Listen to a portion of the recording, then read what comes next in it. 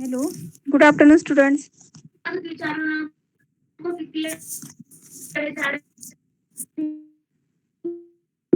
Hello.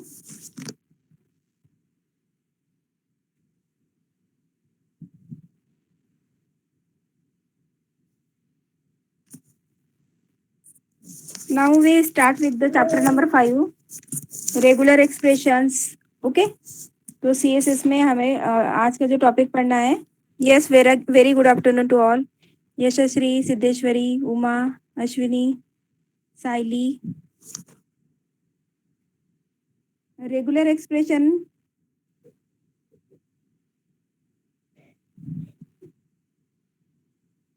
In regular expression का मतलब क्या रहता है कि पर्टिकुलर स्ट्रिंग अगर हमें मैच करना है, जैसे एक एग्जांपल अगर हमें लेना है कि this is mainly this concept is use, जैसे आपको पता है कि CSS is the client side scripting and in client side scripting language mainly preferred for the website development, web pages development. And in with the help of JavaScript, you can assign number of types of validations. Validation is nothing but हम check कर सकते हैं कि email ID proper है या नहीं है, first name proper है या नहीं है, या फिर सेकेंड नेम, लास्ट नेम हम चेक करते हैं. तो फर्स्ट नेम जब हम असाइन करते हैं तो कोई भी फर्स्ट नेम जब हम असाइन करेंगे तो उसमें फर्स्ट लेटर फर्स्ट नेम का डिजिट नहीं होना चाहिए. जैसे मेरा नाम अश्विनी है लेकिन मैं वन वन करके नहीं स्टार्ट कर सकती. अगर इस टाइप के कुछ आपको रूल्स या फिर कंडीशंस अप्लाई करने, उसे वैलिडेशंस कहते हैं. तो ये वैलिडेशंस क्या करते हैं कि जब कोई यूजर वेब पेज का फॉर्म सबमिट करेगा तो उस टाइम पे उसका फर्स्ट नेम या फिर मेरा मोबाइल नंबर है तो मोबाइल नंबर में अल्फाबेट्स नहीं आने चाहिए, अल्फा मतलब कैरेक्टर्स नहीं आने चाहिए, उसमें 1 to 0 to 9 नंबर्स आने चाहिए. तो उसमें जो क्या है, जैसे हम प्रिवेंट कर सकते हैं कि कोई गलत फॉर्म सबमिट ना करे. फॉर्म सबमिट करते समय वहाँ पे जो वैलिडेशन दिए, लाइक एज फर्स्ट नेम में अल्फाबेट्स आने चाहिए A to Z, then phone number या मोबाइल नंबर में 0 to 9 नंबर्स आने चाहिए. तो ये वाले जो वैलिडेशंस है, ये वैलिडेशंस आपको जब हम कोई भी फॉर्म फिल करते हैं तो फॉर्म फिल करते समय उसको आप चेक कर सकते हो. तो चेकिंग कैसे रहेगा, उस कंसेप्ट को कहा जाता है रेगुलर एक्सप्रेशन. रेगुलर एक्सप्रेशन में उसका उस पर्टिकुलर स्ट्रिंग का स्टार्ट टू एंड चेक किया जाता है और जो हमने कंडीशंस अप्लाइड किए वो कंडीशंस अप्लाइड करके हम उसको प्रिवेंट कर सकते हैं कि कोई भी यूजर वहाँ पे गलत डेटा इंसर्ट ना कर पाए. Okay, next page.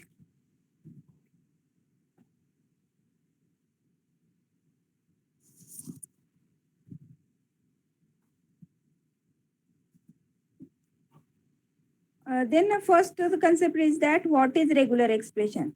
अभी रेगुलर एक्सप्रेशन ये समझने के लिए थोड़ा सा हार्ड लगता है वर्ड, लेकिन रेगुलर एक्सप्रेशन आपको अगर इंजीनियरिंग में जाओगे तो TCS में भी ये कंसेप्ट आएगा.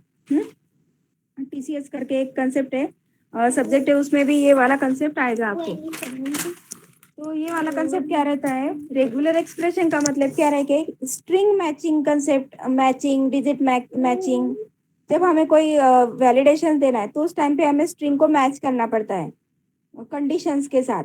अगर वो कंडीशन के साथ मैच हो रहा है, उसका सिंटैक्स, उसके टाइप्स, जैसे मुझे मैथमेटिकल्स नंबर का अगर एडिशन वगैरह तो वहाँ पे सिर्फ नंबर से इंसर्ट होने चाहिए, वहाँ पे A to Z नहीं आना चाहिए. तो इस टाइप के जो आप अलग अलग कंडीशंस देते हो ना, तो वो कंडीशंस देने के लिए हम रेगुलर एक्सप्रेशन यूज कर सकते हैं. अभी यहाँ पे रेगुलर एक्सप्रेशन में नॉर्मली एक प्रोग्राम दिया है, हम प्रोग्राम को देखेंगे फिर आपका सारे कंसेप्ट क्लियर हो जाएंगे. इस प्रोग्राम में क्या दिया है कि एक प्रोग्राम मतलब एक जावास्क्रिप्ट का प्रोग्राम है. आपको पता है कि जावास्क्रिप्ट का प्रोग्राम जब भी हम स्टार्ट करते हैं तो सबसे पहले टाइटल में उसका नाम रहता है, हेडिंग, हेडर पार्ट रहता है. तो हेड में उसका टाइटल दिया है simple regular expression. Then script language हमारा जावास्क्रिप्ट है and type text JavaScript. Okay, तो यहाँ पे एक फंक्शन दिया है. अभी मुझे इस प्रोग्राम में क्या करना है, प्रोग्राम का पहले मैं कंसेप्ट बता देती हूँ आपको कि इन दिस प्रोग्राम हमारा वेरिएबल नेम क्या है, BOB. एक वेरिएबल नेम दिया है BOB करके, और हमें क्या करना है कि जब भी कोई यूजर इंसर्ट करेगा डेटा तो उसके जो फर्स्ट एंड फर्स्ट मतलब उसमें जो क्या बोलते हैं कैरेक्टर्स है वो B और T आने चाहिए. अगर वो दोनों कैरेक्टर वो कैरेक्टर अगर वहाँ पे फाउंड होते हैं तो अलर्ट करके फाउंड का एक मैसेज आएगा, अदरवाइज नॉट फाउंड का मैसेज आएगा। मतलब हमें क्या करना है कि जैसे आप बोल सकते हो कि कभी-कभी आपके मोबाइल नंबर आप अपडेट करते हो, तो मुझे अगर पर्टिकुलर यूज़र का अगर मोबाइल नंबर अपडेट करना है तो सबसे पहले उसका नाम सर्च करना पड़ेगा। तो नाम अगर मेरे पास ह्यूज और बहुत बड़ा अगर डेटाबेस है, तो वो बहुत बड़े डेटाबेस से हमें अगर सर्च करना पड़ता है, तो सर्च करते समय हमें क्या करते अगर मैंने कुछ लिमिटेशन दी है कि बी से स्टार्ट होना रहे, टी से एंड होने वाले सिर्फ उतने ही वर्ड सर्च करो। तो क्या रहेगा कि वो मेनली बी से स्टार्ट करने वाला स्ट्रिंग पे ज़्यादा फोकस करेगा। मतलब उसमें जो सर्चिंग में जो ज़्यादा टाइम लगेगा ना पूरे डेटाबेस में, वो थोड़ा-सा कम हो जाएगा। तो यहाँ पे वैसे ही किया है कि सबसे पहले हमने क्या किया है, बॉब नाम का एक वेरिएबल डिक्लेयर किया है, वेरिएबल नेम। तो उस VAR वेरिएबल और नेम नाम का एक वेरिएबल डिक्लेयर किया है जिसकी स्ट्रिंग रहेगी BOB।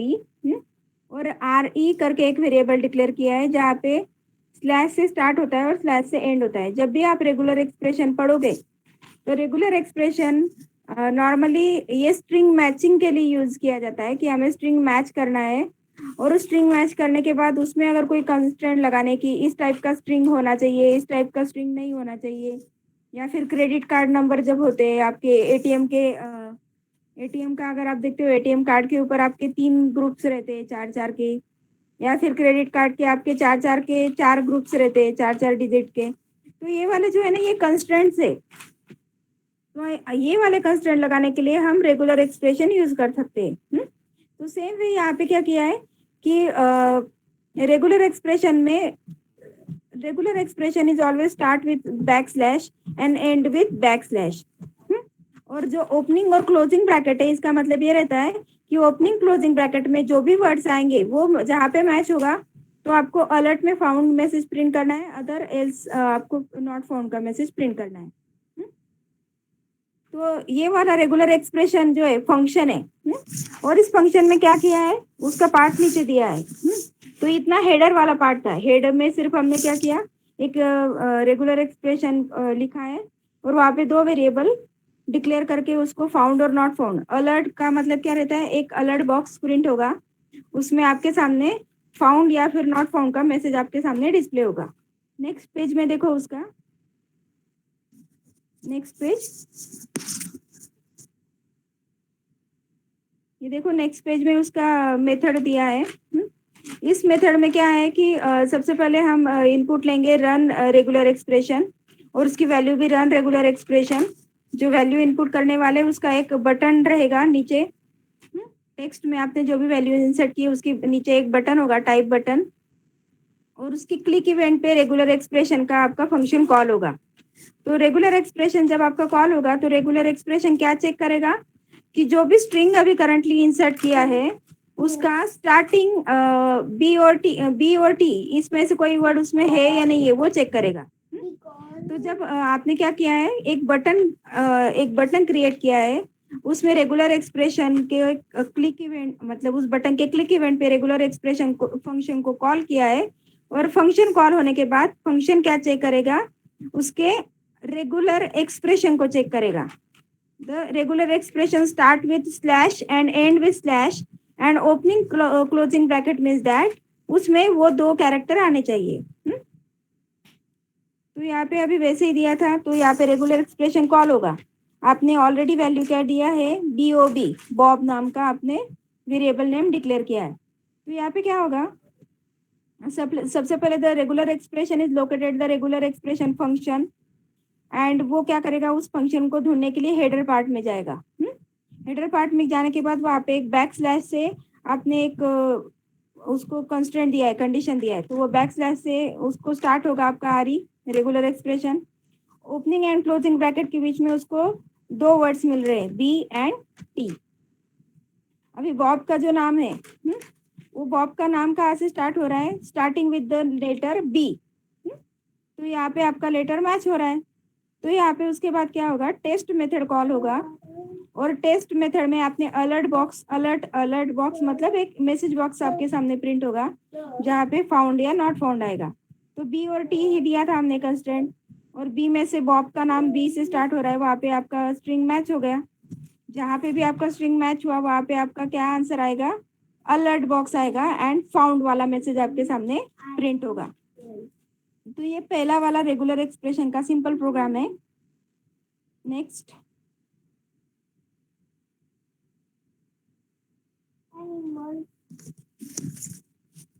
ठीक है।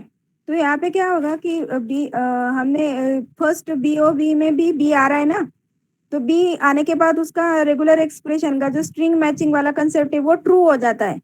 और जैसे ही कंसेप्ट ट्रू होता है ना, तो आपके सामने फाउंड करके मैसेज प्रिंट होता है।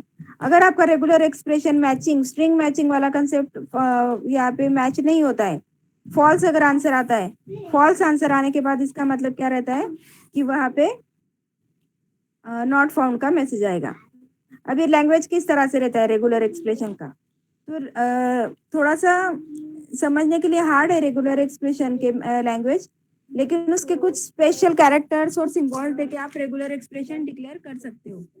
अभी कौन से स्पेशल कैरेक्टर आपको यूज करने हैं, सबसे पहले बैक स्लैश यूज करना है, then opening and closing bracket use करना है। नेक्स्ट लाइन नेक्स्ट पेज पे दिया है आपको पूरे डिटेल में। नेक्स्ट पेज,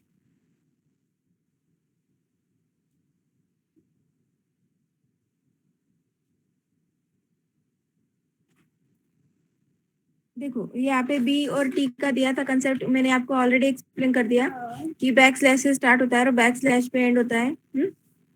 नीचे आना है थोड़ा सा,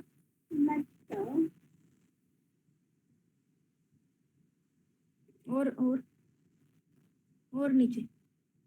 यहाँ पे देखो अभी हर स्लैश का हर वर्ड का मीनिंग दिया है। हाँ, अभी रेगुलर एक्सप्रेशन जब भी आपको आपके प्रोग्राम में डिक्लेयर करना है ना, तो डिक्लेयर करते समय आपको RE करके एक वेरिएबल का नाम लेना पड़ेगा, उसके बाद इक्वल टू लिखना पड़ेगा एंड बैक स्लैश से आपका रेगुलर एक्सप्रेशन जो भी आपको मैच करना है, मुझे अपने स्ट्रिंग में ABCD मैच करना है, तो मैं ओपनिंग क्लोजिंग ब्रैकेट के अंदर ABCD दूंगी। ठीक है, तो इस तरह से आप अलग अलग स्ट्रिंग दे सकते हो। तो इसका मतलब क्या रहता है, हर कैरेक्टर का मीनिंग है यहाँ पे। फर्स्ट जो back slash character tells the browser that this is the beginning of regular expression. पहला वाला जो बैक स्लैश है इसका मतलब क्या रहता है, this is the beginning of regular expression. उसके बाद सेकंड इसमें आ रहा है आपका opening bracket. The opening bracket character tells the browser to search the text for the following characters. और जैसे ही ओपनिंग ब्रैकेट जब आता है ना, इसका मतलब क्या है कि आपको ये वाला स्ट्रिंग, इसके आगे आने वाले जो कैरेक्टर्स है वो वाले स्ट्रिंग आपको सर्च करने हैं। अभी यहाँ पे फिर से बैक स्लैश आया है। हाँ, ओपनिंग ब्रैकेट के बाद फिर से बैक स्लैश आया है, इसका मतलब क्या रहता है, the backslash tells the browser to ignore the special meaning of the next character. उसका मतलब क्या है कि उसने बताया कि नेक्स्ट वाला जो कैरेक्टर आएगा उसका स्पेशल मीनिंग जो है उसको इग्नोर करना है। जैसे आप निगोशिएशन क्या बोलते हैं उसको, निगेट निगेट ऑपरेटर, जब हमें निगेटिवली वर्क करना है कोई, तो उस टाइम पे ये वाला यूज कर सकते हैं। Then opening and closing bracket आया है फिर से। तो इसके बाद में क्या था, आपको जो बैक स्लैश आया था 3 नंबर पे, इसका मतलब क्या था कि नेक्स्ट आने वाले कैरेक्टर का मीनिंग आपको इग्नोर करना है। और नेक्स्ट क्या आ रहा है अभी, ओपनिंग ब्रैकेट। ओपनिंग ब्रैकेट तो ऑलरेडी हमारा स्टार्ट हो चुका था।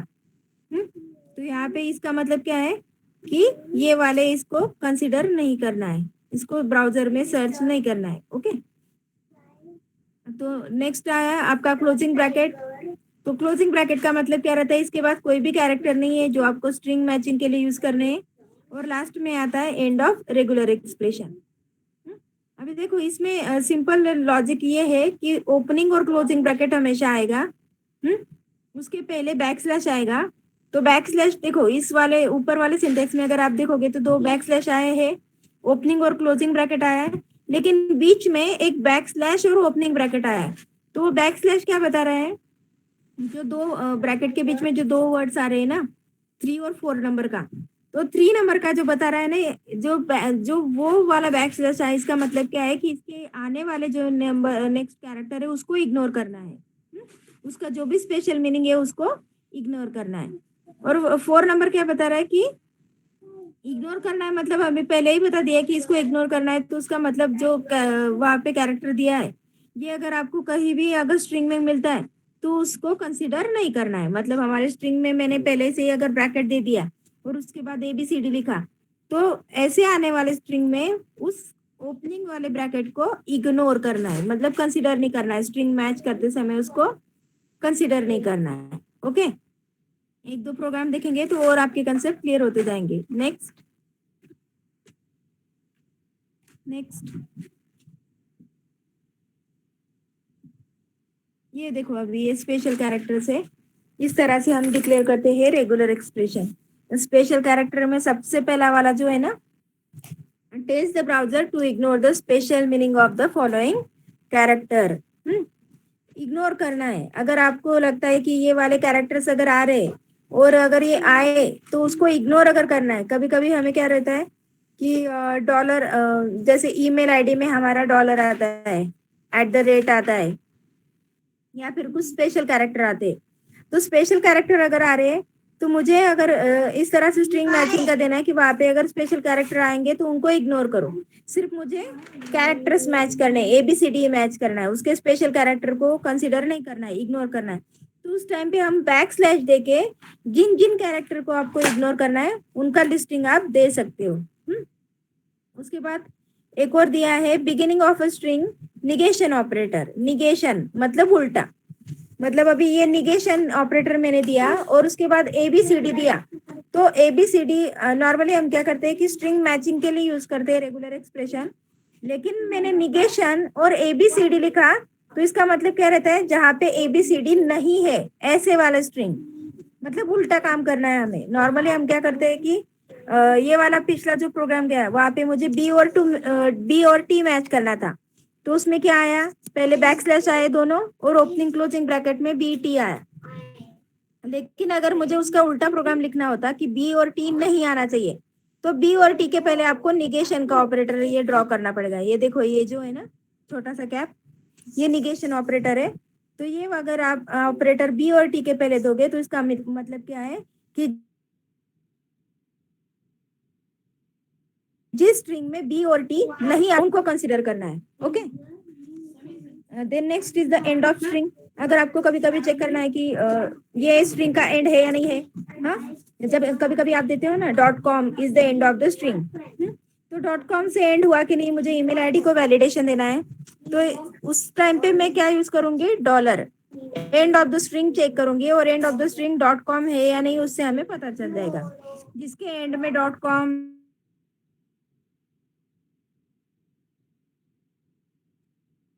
ईमेल आईडी को कंपेयर करने के लिए डॉलर डाल सकते हो। उसके बाद आप स्टार दे सकते हो 0 और मोर टाइम्स। अगर आपको लगता है कि एक स्ट्रिंग में A 3 टाइम्स आ रहा है, 4 टाइम्स आ रहा है, तो एक जो वर्ड है A स्टार अगर आपने किया तो A पर्टिकुलर स्ट्रिंग में जहाँ पे A 0 और मोर टाइम्स पे अगर किसी भी स्ट्रिंग के साथ मैच हो रहा है तो उतने सारे स्ट्रिंग आपके सामने प्रिंट हो जाएंगे। 0 मतलब एक बार भी अगर A उसमें नहीं रहा तो भी वो स्ट्रिंग मैच हो जाएगा। प्लस का साइन क्या है, 1 और मोर टाइम्स। अगर मुझे ABCD में एटलीस्ट कोई तो भी ऐसे स्ट्रिंग होना चाहिए जहाँ पे एटलीस्ट 1 टाइम A होना चाहिए, तो 1 टाइम अगर A वहां पे प्रेजेंट रहेगा तो इसका मतलब क्या रहेगा, only 1 time A is present and the string is match. तो आप क्या है, आप इस तरह से अलग अलग कंडीशंस देके आप चेक कर सकते हो। अभी यहाँ पे ये भी चेक कर सकते हो कि आपको डिजिट है या नॉन डिजिट है। जैसे मैंने आपको बताया कि मोबाइल नंबर क्या रहेगा, अगर मैंने स्लैश और स्मॉल d दिया तो वहां पे सिर्फ 0 to 9 के बीच में नंबर्स आने चाहिए। और अगर कैपिटल दिया तो नॉन डिजिट, मतलब 0 to 9 नंबर्स छोड़ के वहां पे सारे नॉन डिजिट नंबर्स आने चाहिए। तो उसके लिए हम क्या करेंगे, कैपिटल D देंगे। तो आपको क्या है कि जिस तरह से आपको कंडीशंस अप्लाई करने हैं, कंस्ट्रेंट अप्लाई करने हैं, उस तरह से आप अलग अलग कैरेक्टर को चूज कर सकते हो और अलग अलग कैरेक्टर को चूज करके रेगुलर एक्सप्रेशन में उसकी कंडीशंस को आप अप्लाई कर सकते हो। नेक्स्ट,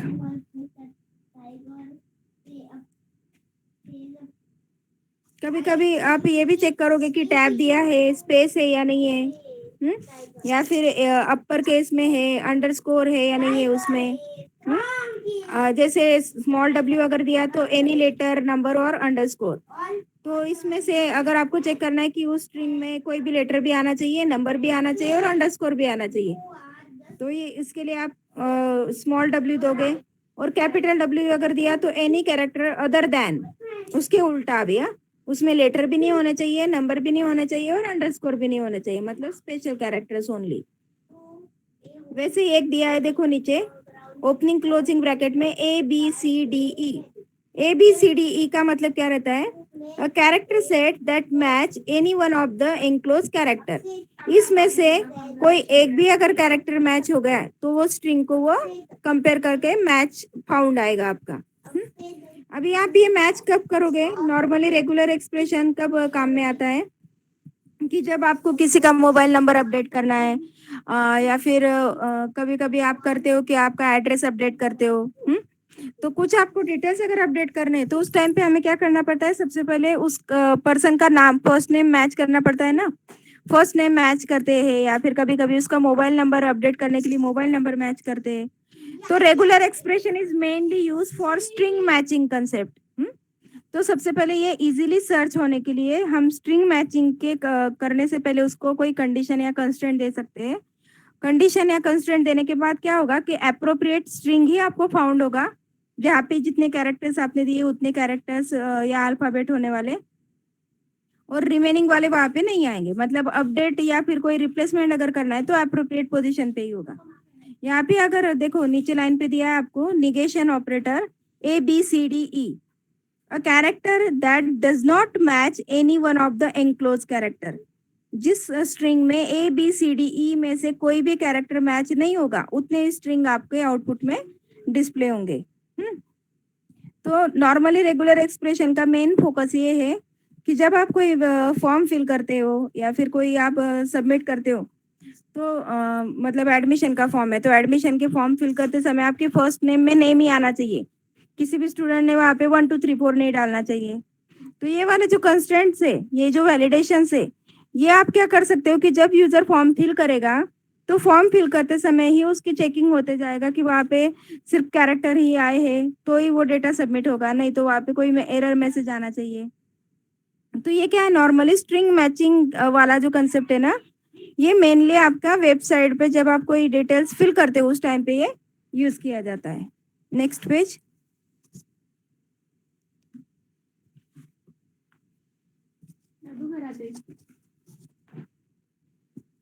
नेक्स्ट वाला जो पेज है वो finding non matching characters. Non matching जैसे अभी आप मैंने अभी तक बताया, क्या बताया था कि जो कैरेक्टर्स मैच हो रहे हैं उतने ही चेक करेगा। अभी उसका उल्टा जो है ना वो नॉन मैचिंग। नॉन मैचिंग का मतलब क्या रहता है कि ये वाले कैरेक्टर मैच नहीं होने चाहिए, उसके उल्टा। Sometimes JavaScript application prohibits certain characters from appearing within the text, like as hyphen। Normally हम जब ईमेल आईडी वगैरह देते हैं या फिर कोई नंबर लिखते हैं तो उसमें हाइपन अलाउड रहता है। तो हमें क्या करना है कि जब कोई यूजर अपना फर्स्ट नेम डालेगा या फिर मोबाइल नंबर डालेगा तो वहाँ पे हाइपन वाला जो वर्ड है वो नहीं आना चाहिए। अगर ये वाला आपको कंस्ट्रेंट देना है तो उसके किस तरह से रहेंगे? निगेशन ऑपरेटर आएगा पहले। देखो पहले opening and closing back slash आएगा, उसके बाद ओपनिंग क्लोजिंग बैक स्लैश के बाद आएगा ओपनिंग क्लोजिंग ब्रैकेट आएगा।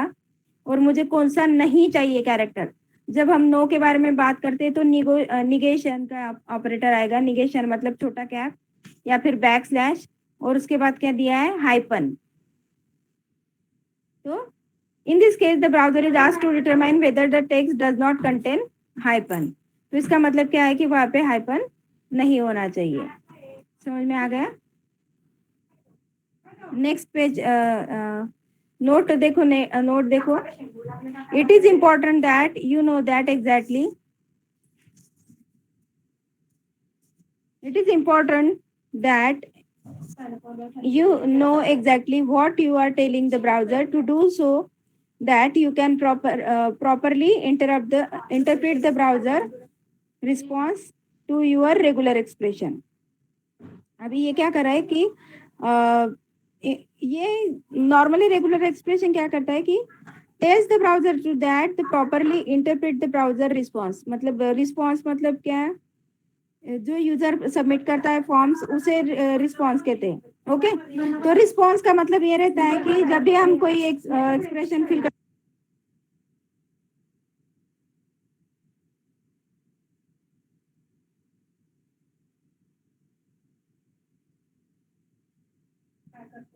इट इज इम्पोर्टेंट दैट, इसका मतलब क्या रहता है कि जब हम कोई फॉर्म का रिस्पॉन्स फिल करते हैं, कोई फॉर्म सबमिट करते हैं, तो उस टाइम पे रेगुलर एक्सप्रेशन यूज किया जाता है। ओके, तो अगर इस तरह से हम कंस्ट्रेंट देंगे तो कंस्ट्रेंट देने के बाद वहाँ पे जो भी कंस्ट्रेंट दिए है उस कंस्ट्रेंट को फॉलो करते हुए अपना डेटा फिल करता जाएगा। विदाउट कंस्ट्रेंट, अगर विदाउट वैलिडेशन हम कोई भी वेब पेजेस बनाते तो वहाँ पे कोई भी डेटा एक्सेसिबल, कोई भी डेटा आप सबमिट कर सकते हो, कोई भी डेटा आप इजीली वहाँ पे सबमिट कर सकते हो। और कोई भी डेटा अगर सबमिट हो जाता है तो वहाँ पे वो जो भी डेटाबेस बनेगा ना वो वैलिड डेटाबेस नहीं रहेगा। मतलब वहाँ पे उसका जो डेटा है, जिससे किसी का भी नाम डाल के, किसी का भी मोबाइल नंबर डाल के आप सेव कर सकते हो, तो ये वाला जो इन्फॉर्मेशन है ये रॉन्ग हो जाएगा, ये रॉन्ग हो जाएगा। ओके, तो ये वाले इसमें वही किया है। निगेशन के ऑपरेटर से पहले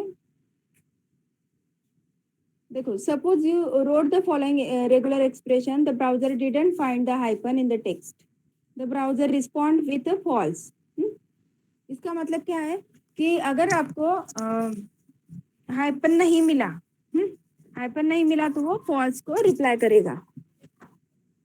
और उसके बाद निगेशन का मतलब क्या रहता है, देखो बैक स्लैश और हाइपन दिया ना, जिसका मतलब क्या है कि वहाँ पे हाइपन नहीं होना चाहिए। और this is because you are telling the browser to determine whether the hyphen appear in the text. If the hyphen appear the browser would respond with true. और अगर आपने कोई स्ट्रिंग इंसर्ट किया जिसमें हाइपन आ रहा है तो उसका रिस्पॉन्स आएगा ट्रू। अगर आपने हाइपन वाला कोई भी स्ट्रिंग इंसर्ट नहीं किया तो उसका रिस्पॉन्स आएगा false. However, by placing a caret sign बोलते हैं उसको, negation, तो in the regular expression as shown next, the browser respond with true if the hyphen is not found in the text। और इसके उल्टा है ये, ऊपर वाले में हमने क्या किया था कि अगर हाइपन मिला तो ट्रू आएगा और हाइपन नहीं मिला तो फॉल्स आएगा। और उसके उल्टा करना है अभी। निगेशिएशन मतलब क्या कि हाइपन नहीं मिला तो ट्रू आना चाहिए और हाइपन मिला तो फॉल्स आना चाहिए। तो उसके उल्टा अगर आपको करना है, मतलब यहाँ पे दो बार अगर निगेट करेंगे तो उसका आंसर चेंज हो जाएगा ना। तो यहाँ पे देखो, फर्स्ट टाइम जो बैक स्लैश और हाइपन दिया था, बैक स्लैश और हाइपन का मतलब क्या था कि उसमें हाइपन हाइपन अगर आता है, हाइपन फाउंड होता है तो ट्रू आएगा, हाइपन फाउंड नहीं होता है तो फॉल्स आएगा।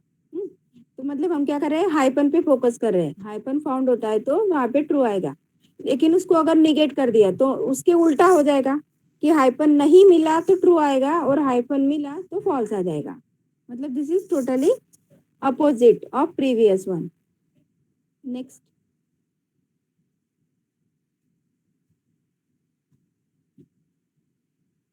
ये देखो, entering a range of characters. आप तो जब रेगुलर एक्सप्रेशन कर रहे हो तो रेगुलर एक्सप्रेशन करते समय आप पर्टिकुलर रेंज ऑफ कैरेक्टर्स भी दे सकते हैं कि मुझे ए से लेके ई तक वाले सारे कैरेक्टर्स उसमें आ रहे हैं या नहीं आ रहे। तो अगर आपको ए बी सी डी ई तक अगर चेक करना है तो आपको पूरा ए बी सी डी ई नहीं लिखना पड़ेगा, आप ए डैश ई लिख के भी उसको दे सकते हैं। Like as you don't need to enter every character that you want to browser to match or not match in the text if those character are in a series of character such as F through L। मुझे इस वाले नीचे के example में कह दिया है कि F से लेके L तक के हमें वर्ड मैच करने हैं। Instead of including each and every character within the bracket, you can use the first and last character। First और लास्ट कैरेक्टर आप दे के वहाँ पे कंस्टेंट डाल सकते हो। किस तरह से रहेगा, एफ से लेके एल तक, तो अभी एफ से लेके एफ जी एच आई जे के एल इतने सारे कैरेक्टर्स आते हैं। तो ओपनिंग और क्लोजिंग बैक स्लैश आएगा, देन ओपनिंग और क्लोजिंग ब्रैकेट आएगा और ब्रैकेट के बीच में क्या आएगा, एफ जी एच आई जे के एल। उसका अल्टरनेटिव ये है कि आपको अगर एफ से लेके एल तक कंटिन्यूअस आपको वर्ड्स अगर चेक करना है तो उसके उल्टा ऑप्शन आप क्या यूज कर सकते हो, एफ माइनस एल। तो एफ से लेके एल तक के कैरेक्टर्स उसमें अगर मैच हो गए तो आपको ट्रू आएगा। एफ से लेके एल तक के सारे कैरेक्टर्स मैच नहीं हुए तो वहाँ पे फॉल्स होगा। Likewise you can tell the browser not to match, उसके उल्टा अगर करना है तो हम क्या करते हैं, कैरेट का साइन देते हैं।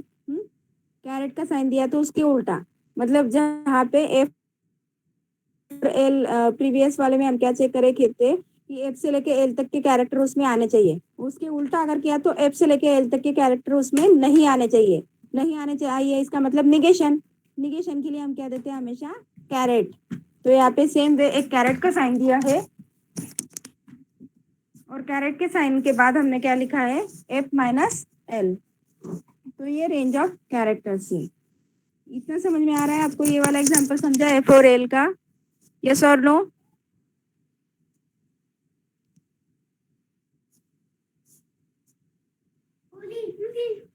All of you understood this concept, regular expression?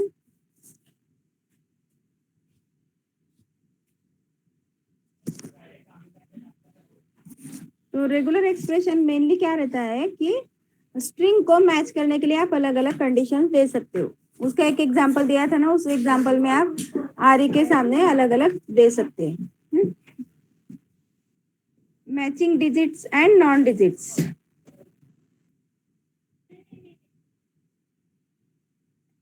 आप जो भी कैरेक्टर का आपको ये देना है ना कंस्ट्रेंट, आप वो भी लिख सकते हो।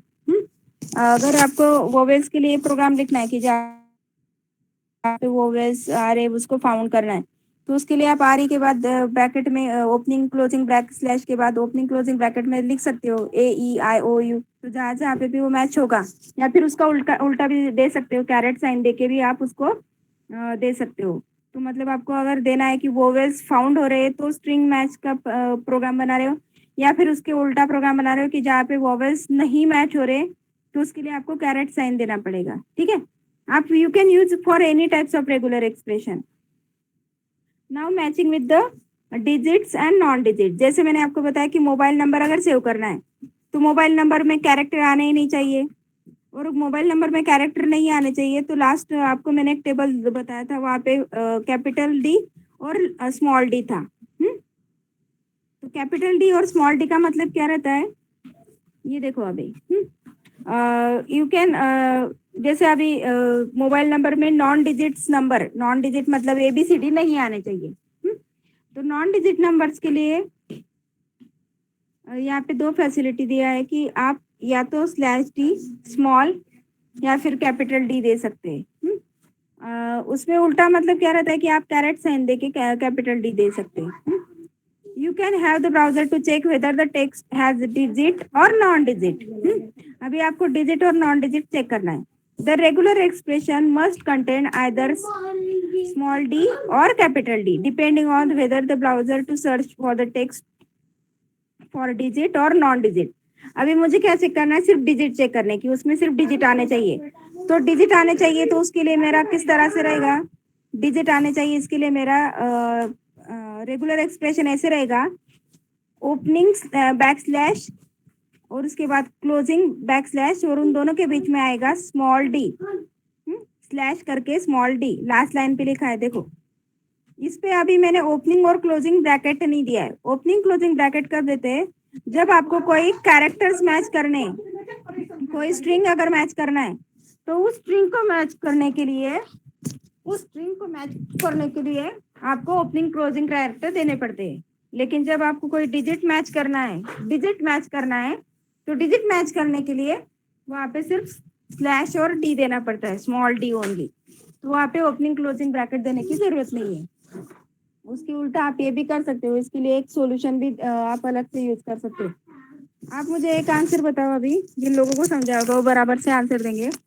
अगर मुझे /D नहीं देना है, I don't want to use /D, instead of that मुझे ये कंडीशन देना है कि वहां पे 0 to 9 नंबर्स आने चाहिए, तो रेगुलर एक्सप्रेशन कैसे रहेगा? लिसन वन मोर टाइम, मैं क्वेश्चन आपको रिपीट कर रही हूँ कि ये हम क्या कर रहे हैं कि हमें सिर्फ डिजिट चेक करना है। प्रीवियस वाला अगर आप देखोगे तो समझ में आ जाएगा। प्रीवियस में F2L चाहिए था तो हमने // ओपनिंग क्लोजिंग ब्रैकेट में F-L किया था। वैसे ही अभी मैंने क्या क्वेश्चन किया आपको कि मुझे अपने रेगुलर एक्सप्रेशन में 0 to 9 नंबर, इतने ही नंबर आने चाहिए। तो उसके लिए इंस्टेड ऑफ स्मॉल डी हम दूसरा कौन सा वे है कि जहाँ पे नंबर्स के लिए रेगुलर एक्सप्रेशन बना सकते हैं? किस किस तरह से लिखेंगे आप? 0 to 9 आना चाहिए।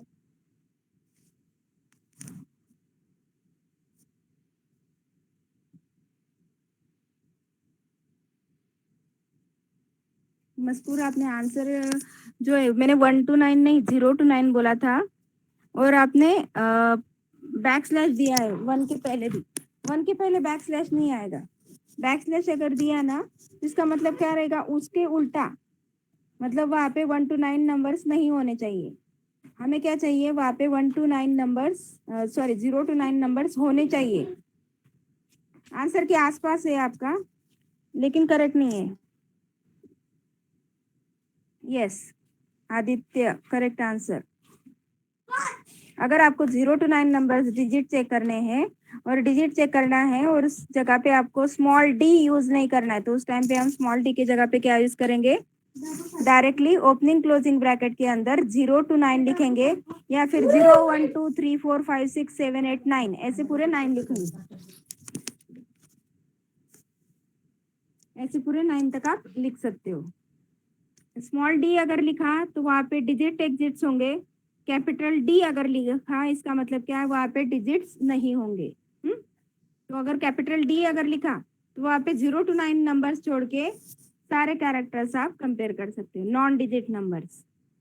बाकी स्टूडेंट्स, आपको समझ में नहीं आ रहा है क्या? आंसर नहीं दिया?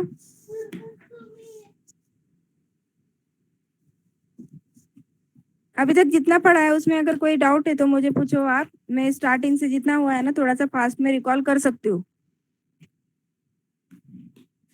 सभी को समझ में आ रहा है क्या? जितना हुआ ना स्टार्टिंग से लेके अब तक, उसमें अगर कुछ डाउट है या फिर आपको फिर से कोई पार्ट एक्सप्लेन करना है तो मैं थोड़ा सा फास्ट में स्टार्टिंग से लेके अब तक का जितना बताया ना वो फास्ट में थोड़ा सा रिवाइज कर सकती हूँ। जिन लोगों को नहीं समझा है फास्ट मैसेज करो मुझे, नहीं तो मैं नेक्स्ट टॉपिक स्टार्ट करती हूँ।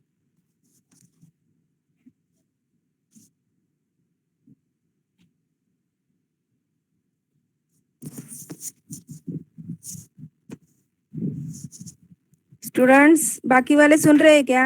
आवाज आ रही है? एक दो ही स्टूडेंट पढ़ रहे हैं क्या क्लास में? बाकी कहाँ है? आपको समझा या नहीं समझा? आंसर देना है आप लोगों को। नहीं समझा होगा तो मैं फिर से रिवाइज करूंगी, बताऊंगी स्टार्ट से। यस और नो तो कुछ तो रिप्लाई करो।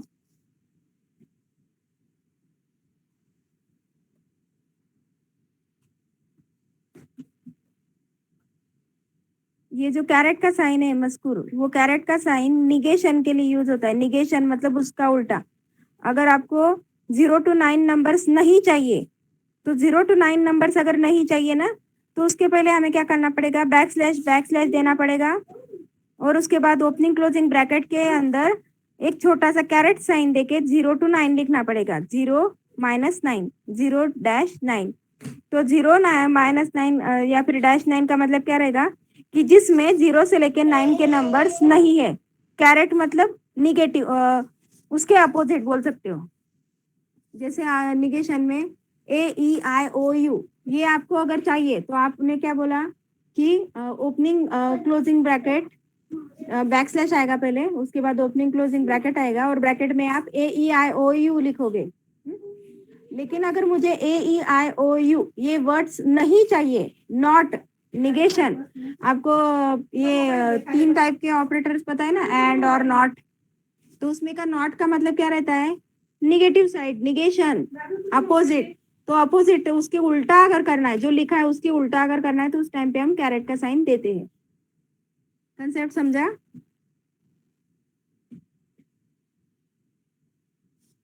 All of you understood this concept?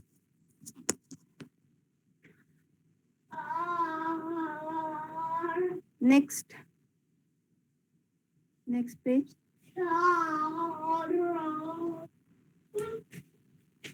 Please आप बाकी स्टूडेंट भी रिप्लाई किया करो। मुझे है ना इस वन साइड लर्निंग मतलब समझ में नहीं आता है, कितने लोगों को समझा कितने लोगों को नहीं समझा।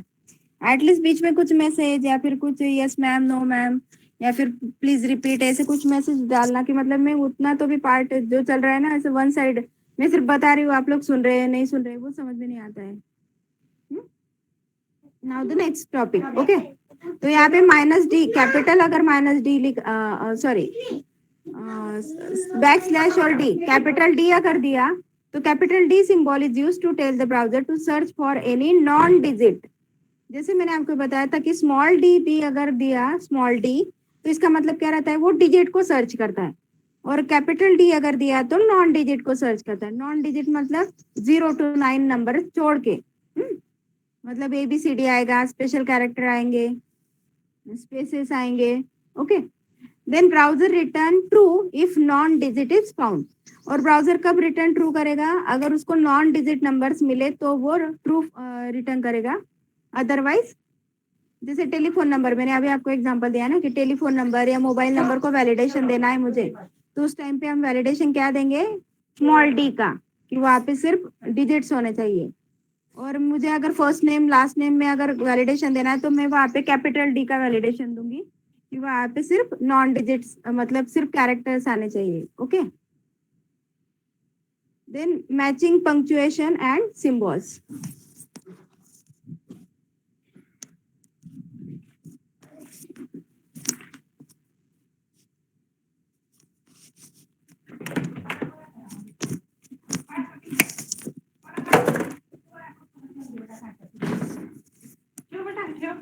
Next is the matching punctuation and symbols.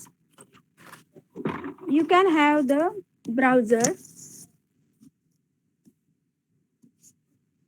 determine whether the text contain or does not contain letter, punctuation or symbol such as underscore sign in email address by using /w and capital W special symbols in regular expression. तो यहाँ पे ऊपर एक गया था ना small w और capital W। तो आपको क्या है कि अगर आपको चेक करना है कि ब्राउजर में लेटर्स आ रहे, पंक्चुएशन आ रहे या फिर सिंबल्स आ रहे, वो अगर आ रहे तो स्मॉल w आएगा, कैपिटल W आएगा स्पेशल सिंबल्स के लिए। तो वो कैसे चेक करोगे आप? If the small w special symbol tells the browser to determine whether the text contain a letter, number or an underscore। जब स्मॉल w आएगा ना तो वो सिर्फ क्या क्या चेक करता है, लेटर को चेक करता है, नंबर को चेक करता है। जैसे ईमेल आईडी में होता है, देखो ईमेल आईडी में कभी कभी आप नंबर भी डालते हो, अंडरस्कोर भी आता है, सॉरी अंडरस्कोर नहीं, @ का साइन भी आता है, और आल्सो ये भी आता है, लेटर्स भी आते हैं। तो जब अगर किसी स्ट्रिंग में लेटर, नंबर और अंडरस्कोर इस तरह से अगर आ रहा है तो वो अगर अलाउ हम कब करते हैं, ईमेल आईडी में। लेकिन स्पेशल सिंबल्स मतलब डॉलर, एंड साइन या फिर इस तरह से जो रहते हैं, कभी वो रहता है ना कि एक स्पेशल सिंबल इंसर्ट करो इस तरह से, जब हम पासवर्ड सेट करते हैं तो वो क्या रहता है, एक रेगुलर एक्सप्रेशन सेट किया है कि जब हम पासवर्ड सेट करते हैं उसमें एक स्पेशल कैरेक्टर भी हमें सेट करना पड़ता है। तो with the help of regular expression हम ये वाला वैलिडेशन कंसेप्ट डाल सकते हैं कि वहाँ पे @ होना चाहिए। ईमेल आईडी साइन अगर चेक करना है तो वहाँ पे @ लेटर्स और नंबर्स अलाउड है, तो इसके लिए आप स्मॉल w यूज कर सकते हैं। और सिर्फ आपको स्पेशल कैरेक्टर मतलब डॉलर साइन या फिर जैसे अभी कैरेट का साइन, ये वाले जो स्पेशल सिंबल्स जो है उनके लिए कैपिटल W देते हैं। तो let's say that you were expecting a person to enter the name of a product that has a combination of letters and number। कभी कभी कंपनी में जब प्रोडक्ट्स बनाते हो तो उसमें प्रोडक्ट का नाम और नंबर भी होता है, तो उस टाइम पे हम इस टाइप का रेगुलर एक्सप्रेशन वहाँ पे असाइन कर सकते हैं।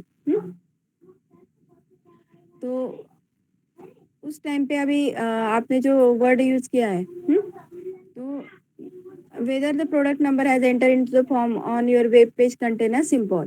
तो सिंबल जो रहेगा वो W रहेगा, और W जब आप दोगे /W is equivalent to using A to Z capital and 0 to 9। तो ये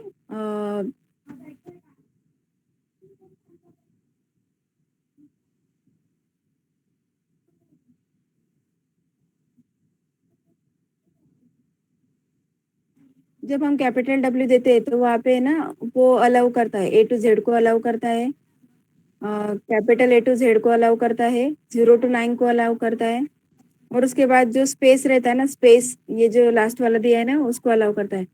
notice that no space no space, white space character appear between the 9 and underscore in A to Z, capital A to Z, 0 to 9.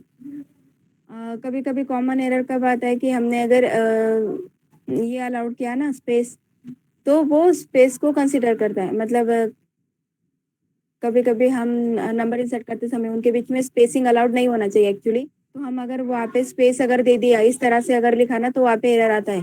A to Z उसके बाद space दिया है, capital A to Z लिखा है, उसके बाद space दिया है, 0 to 9 दिखा है, उसके बाद स्पेस दिया है।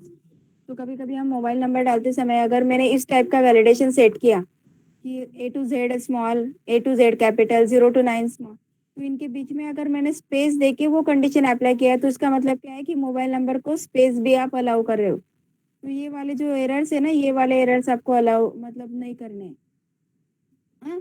आपको सिर्फ 0 to 9 नंबर चाहिए, ए टू जेड चाहिए, जहाँ पे स्पेस ईमेल आईडी में स्पेस अलाउड नहीं रहता है, तो आपको वो टाइप करते समय वो आप वहाँ पे स्पेस नहीं लिखोगे, डायरेक्ट लिखोगे ए टू जेड। हम स्पेसिंग ही नहीं देना है आपको, कंटिन्यू में लिखना है A to Z small, A to Z capital, 0 to 9। तो इसकी वजह से क्या रहेगा, वो वाइट स्पेस मतलब स्पेस वाले कैरेक्टर को कंसिडर नहीं करेगा। नेक्स्ट,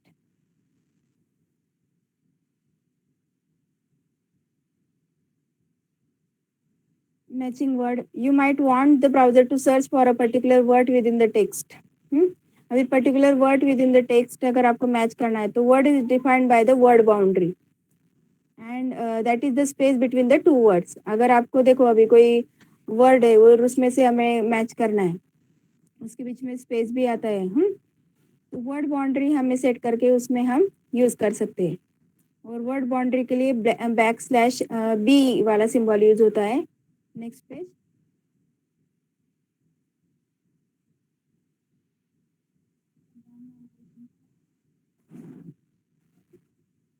ठीक है, अभी यहीं पे हम स्टॉप करेंगे इतना वाला पार्ट होने के बाद।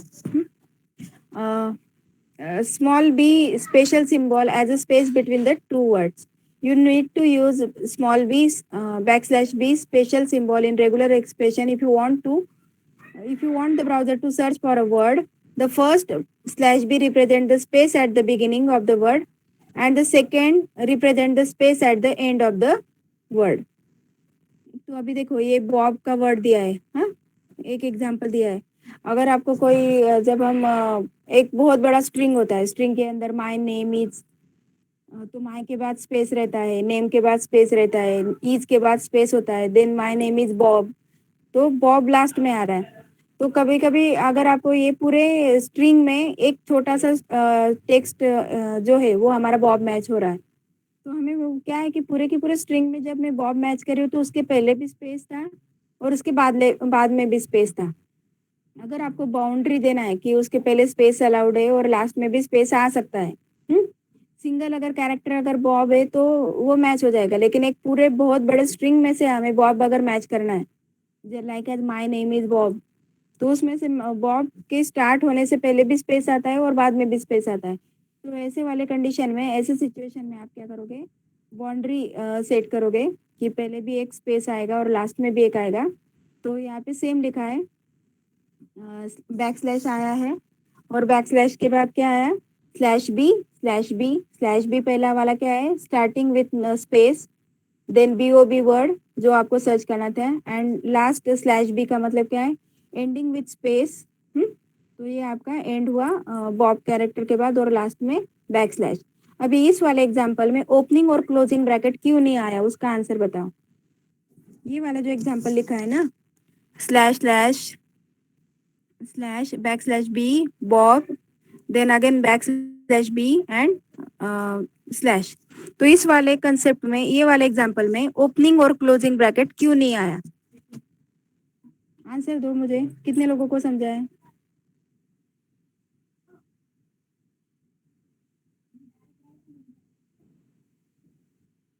Why opening closing bracket is not given.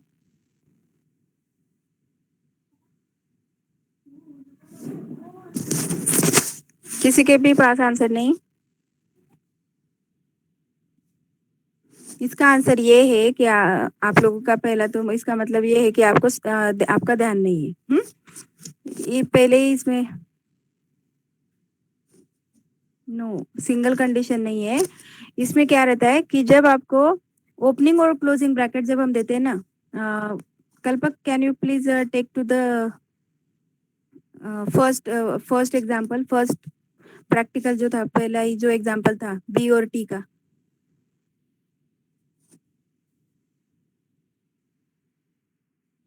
और ऊपर, हाँ यस, ओके ओके ओके।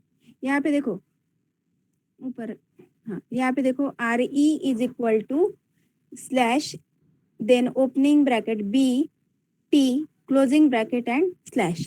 तो जब आपको कोई पर्टिकुलर कैरेक्टर्स मैच करने होते हैं, if you want to match a particular characters, like as मुझे बी और टी मैच करना था, तो अगर पर्टिकुलर कैरेक्टर मैच करने, यहाँ पे A B C D B अगर होता तो ओपनिंग क्लोजिंग ब्रैकेट में आता। अगर आपको पर्टिकुलर कैरेक्टर्स अगर मैच करने हैं तो वो ओपनिंग क्लोजिंग ब्रैकेट में आते हैं।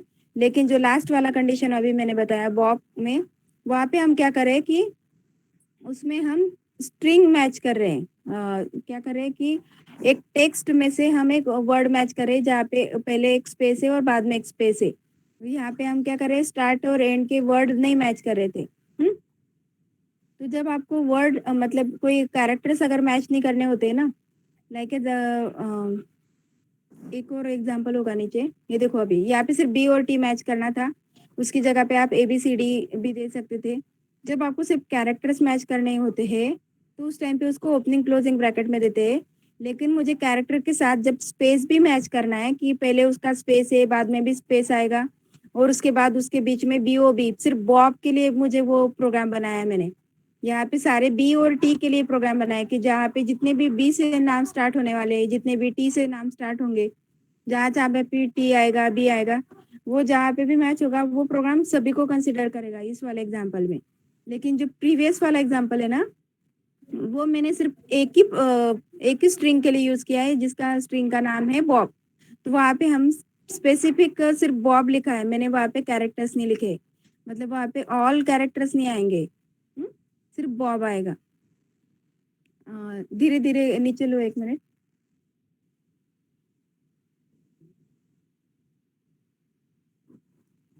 धीरे धीरे नीचे वाला पेज देखते हैं। नेक्स्ट, नेक्स्ट, नेक्स्ट पेज,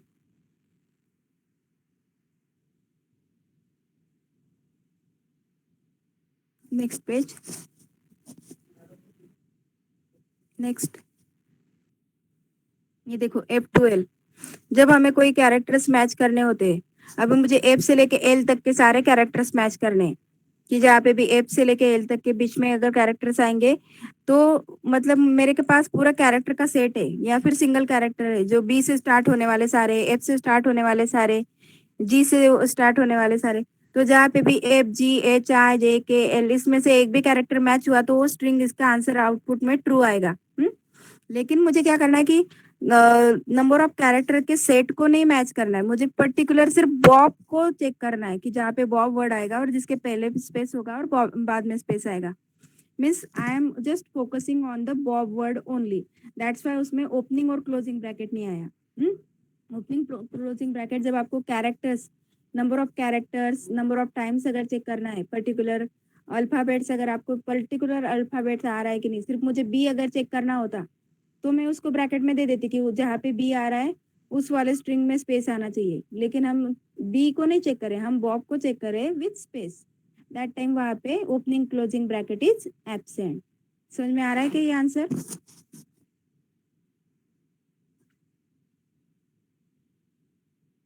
अभी समझा क्या मैंने जो बताया? जब हमें किसी कंडीशंस में मैंने एक पूरे टेक्स्ट में से एक पर्टिकुलर वर्ड मैच किया मेरा बॉब, और माय नेम इज बॉब में से मेरा बॉब वर्ड मैच हुआ। तो मैंने क्या किया, यहाँ पे सिर्फ बी से स्टार्ट होने वाले आंसर नहीं चेक करने, मुझे सिर्फ बॉब को चेक करना था। तो that's why I am not giving in the opening and closing bracket, I am just giving with the name Bob. Just go to the example.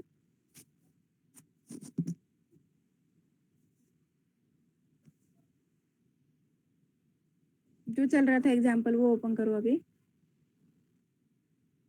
Yes, yes, yes. तो previous, previous page, back जाओ back. हाँ ये यहाँ यहीं पे stop करेंगे। Next lecture हम यहीं से कंटिन्यू करेंगे 207 पेज से। तो यहाँ पे जो बैक स्लैश जो बी है ना, B is use for space, और यहाँ पे स्पेस है और मुझे सिर्फ बॉब मैच करना था, तो यहाँ पे मैं उसको ओपनिंग और क्लोजिंग ब्रैकेट में नहीं दे रही हूँ।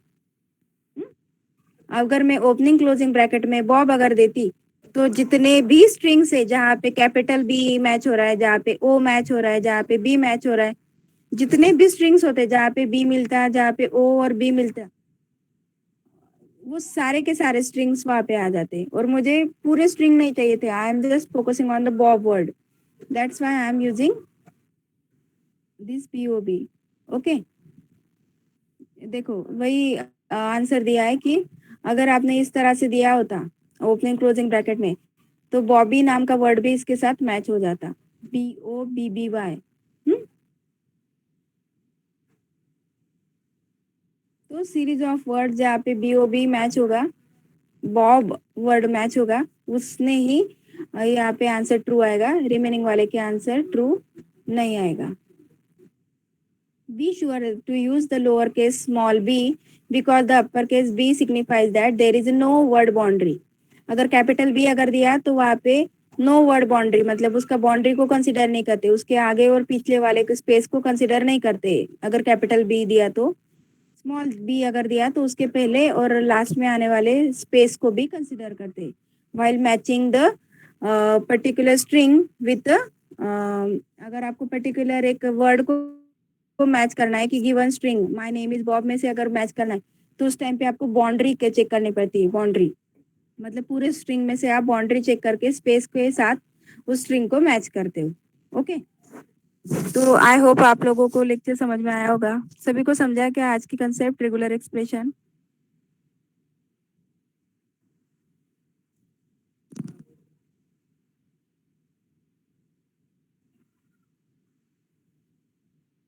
ठीक है, ओके। मैं अभी अटेंडेंस के लिए है ना आपके स्नैपशॉट ले रही हूँ, तो 2 मिनट आप लॉग आउट मत होना, मैं जब बोलूँगी तब आप लॉग आउट होना।